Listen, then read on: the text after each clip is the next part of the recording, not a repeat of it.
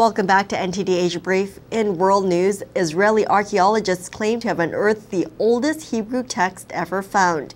It was discovered while excavating a fortress city, and apparently it dates back to the 10th century BC and refers to the Bible when King David slew Goliath. Here's more on this story.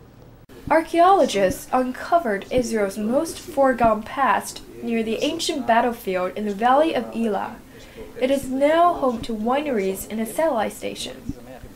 The professor of archaeology at the Hebrew University led the excavations.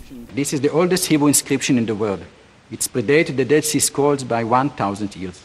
Experts have not been able to decipher the full text yet, but several words, including judge, slave, and king, were identified. They hope the text will shed light on how alphabetic scripts developed.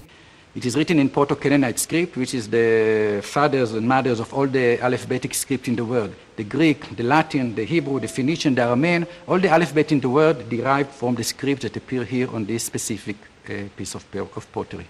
Carbon dating of artifacts found at the site indicate the Hebrew inscription was written at around 10th century BC. This is a time when scholars believe King David ruled Jerusalem and ancient Israel.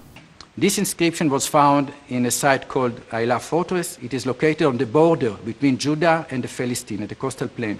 It is a fortified city from the time of King David, about 3,000 years ago. Garfinkel says the recent findings could have wider repercussions over the future of Jerusalem.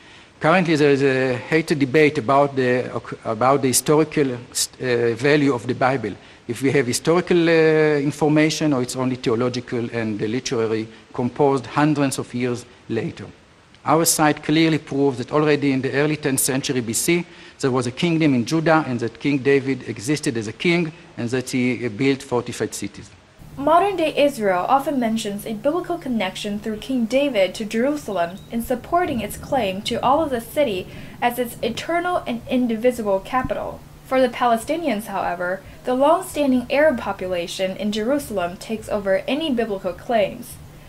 They want the eastern part of the city to be the capital of the state they hope to establish in the West Bank and the Gaza Strip.